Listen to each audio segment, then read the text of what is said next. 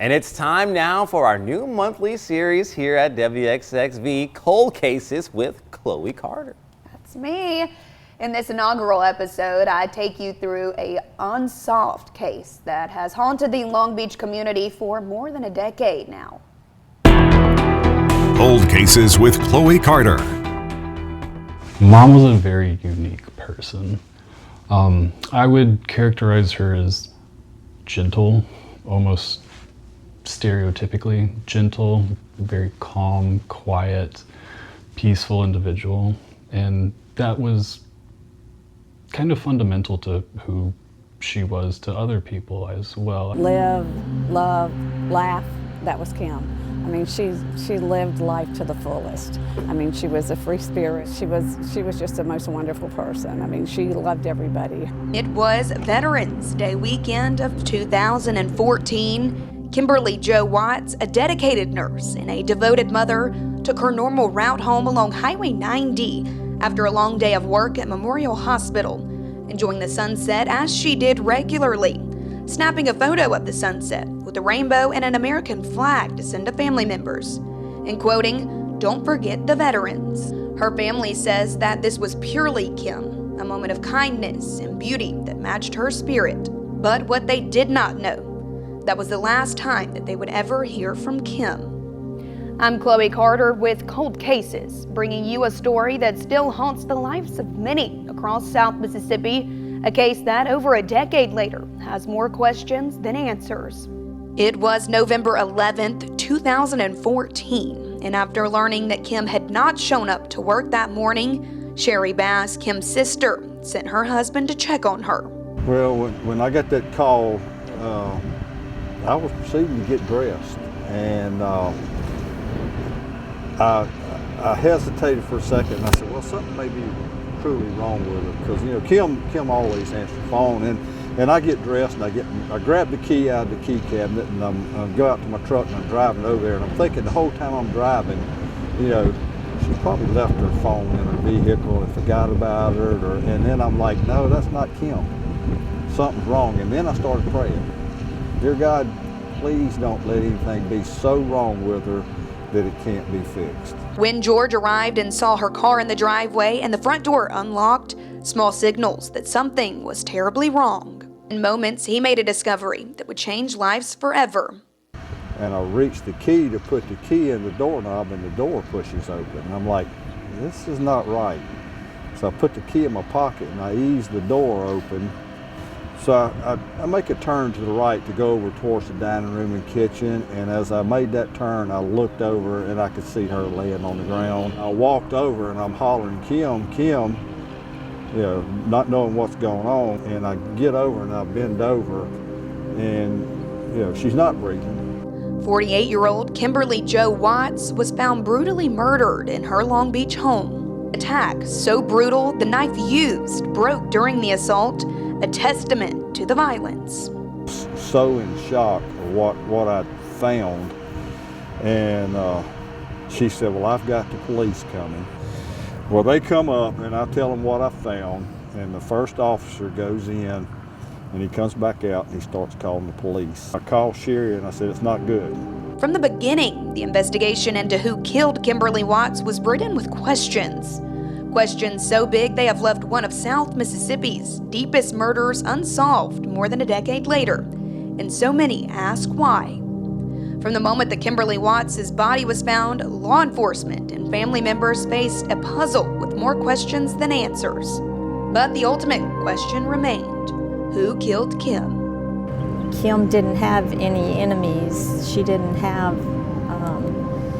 I mean, there was no one who we thought hated her that much that they could kill her. We were wrong. First thoughts were that her ex-husband may have done it. She had told us and her friends that she thought he would kill her. The original investigation was handled by the Long Beach Police Department, who documented and collected some of the evidence at the crime scene. But despite that, no arrest was ever made and no suspect was ever charged.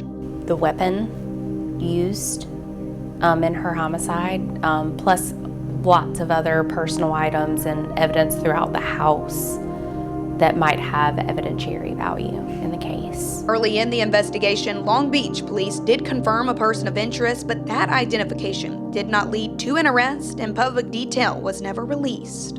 I wouldn't say necessarily that the person has been cleared. I would say that person is still considered a person of interest. It's more so just that we haven't gotten what we need to make them more than that. 3 years later, in 2017, the case was transferred to the Harrison County Sheriff's Office. Not because it was solved, but to avoid any perceived conflict of interest when a family member was elected mayor. That transfer itself raised alarms among family and observers who felt that the original investigation was not done thoroughly or with enough resources from the start. You know, when we went back as a family, Long Beach had already released the house to us. It didn't seem like the investigation was complete in our minds. Even after the sheriff's office assumed control, progress stalled.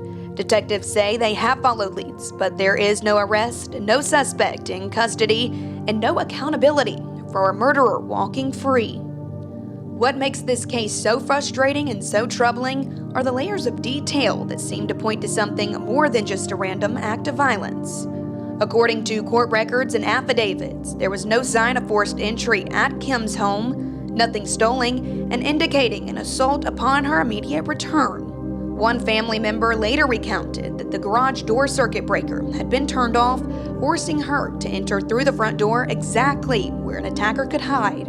And I went into the kitchen to turn the light on, and it didn't come on. And it's a three-way light from one switch over to the other side that goes into the utility and out in the garage. And when I got over to the other side, it was in a down position, so it should have worked. So I went out in the garage and I reached up and I opened the breaker panel door, and I went down. The breaker, it was off, it hadn't been tripped. And I went to touch it and I stopped and I said, no, I said, this is not right. So I called for the investigators, and in the meantime I go back out. A bag of bleach and wipes was found near the back door, items that did not belong to Kim. And despite these striking details, neither law enforcement nor prosecutors were able to connect these pieces into a case leading to an arrest. Has there been any leads as far as running like a serial number on the bottle of bleach to see where it could have been purchased or manufactured? Those are avenues that have been explored, but I don't believe we've come up with any definite answers. A major development came in the civil wrongful death lawsuit filed by Kim's son against her ex-husband. Court filings revealed that during depositions, the ex-husband invoked his Fifth Amendment right against self-incrimination when asked about his whereabouts during the time of the murder, including whether he was involved in the killing. Those invocations alone raised questions whether potential suspects were ever fully interrogated. Early on, Long Beach officials said that there was a person of interest, but that person was never named, never charged, and never placed on public record with sufficient detail to push the case forward. That early identification should have been a turning point, but it wasn't. Over the years, family members have said that they believe investigators did not use all available resources at the start. They felt that more detectives, more forensic work, more community engagement could have made a difference, even as initial lab testing and basic follow-up appeared to stall. And yet, with all of these details, with the body left in her home, with known family history, with the circuit breakers turned off, with items left at the crime scene, and with a person of interest never identified, no one has been brought to trial for killing Kimberly-Jo-Watts. As far as I'm aware, we've not been able to identify any latent prints lifted from the scene or any evidence from the scene. Yeah, she definitely struggled. She was bruised pretty significantly. She fought. So she gave the suspect a fight back. Absolutely. We asked the Harrison County Sheriff's Office to explain how they addressed the early investigative gaps and what specific steps are being taken now to push this case towards an arrest. Here's what they had to say. So we've done tons of DNA testing over the years just to hopefully come across something new or different. However, as of right now, we haven't gained anything new or no additional concrete evidence, pointing in any particular direction. Today, this case is still listed as open. Mississippi Coast Crime Stoppers and family members are offering a reward for information leading to an arrest, begging anyone with knowledge to speak up.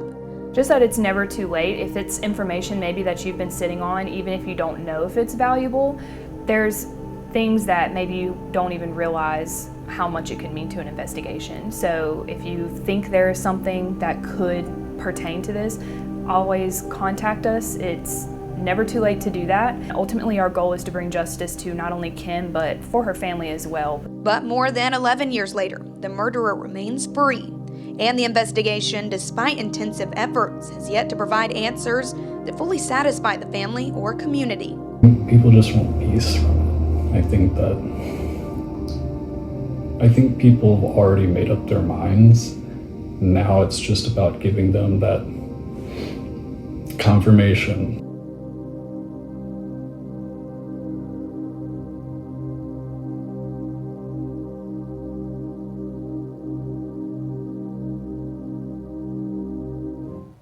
If you know of a local cold case that deserves coverage, you can send me a tip by emailing me at ccarter@wxxv25.com or news@wxxv25.com.